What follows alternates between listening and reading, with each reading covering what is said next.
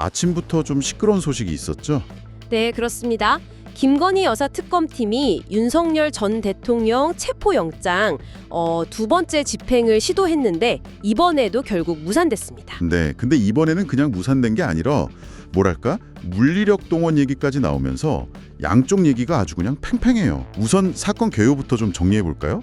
네, 오전 8시 25분쯤입니다. 서울구치소에서 윤 전 대통령에 대한 영장 집행을 다시 시도한 건데요. 지난 1일에 첫 시도가 무산되고 딱 엿새 만입니다. 그런데 결국 실패했다는 거고요. 특검 설명은 이렇습니다. 물리력을 쓰긴 썼다. 근데 윤 전 대통령 거부가 너무 완강해서 현장에서 이러다 다칠 수 있겠다. 이런 의견이 있어서 오전 9시 40분쯤에 중단했다는 입장이에요. 오늘 오전 8시 25분경 서울구치소에 피의자 윤석열에 대한 체포영장 집행을 지휘하였으나 피의자가 완강하게 거부하였고 피의자의 부상 등이 우려된다는 현장의 보고를 받고 9시 40분 집행을 중단하였습니다. 이상으로 브리핑을 마치겠습니다. 공교롭게도 오늘이 영장 유효기간 마지막 날이었고요. 네, 그 점도 중요하죠. 근데 윤 전 대통령 측 얘기는 분위기가 완전 달라요. 변호인단, 배보윤, 송진호 변호사 쪽에서 나온 얘기를 보면 이건 좀 심각하던데요. 네, 아주 격앙된 반응인데요.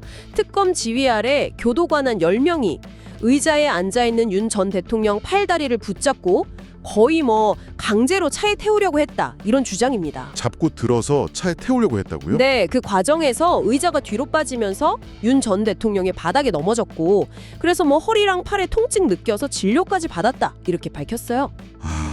이런 일이 저희 건국 이후에 처음입니다. 처음. 건국 이후에 이런 일이 단 한 번도 없었습니다. 어떻게 구속된 피의자를 체포영장을 발부받아서 팔다리를 잡고 다리를 들어서 끌어내려고 하는 이 시도 자체가 우리나라 역사상 처음입니다.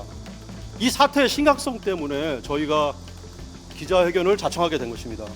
이 점에 대해서 이 과정에서 일어난 모든 불법 행위에 대해서는 관련자들에선 반드시 응분의 책임을 물을 것입니다. 대통령 나이가 65세이십니다. 65세면은 노인에 해당됩니다.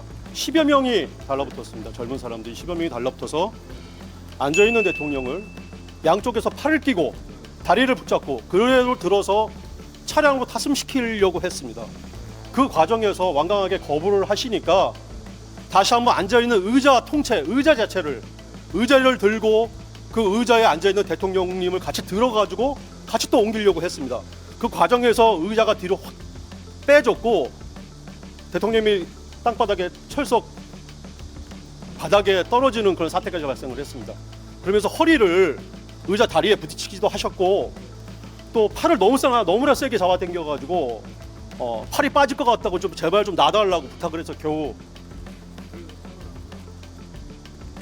강제력에서 조금씩 벗어났습니다. 관련자들에게 법적 책임 묻겠다 이렇게 나오고 있고요. 송진호 변호사는 케이지에 가두고 이 특검 저 특검 와서 때린다 이런 원색적인 표현까지 썼어요.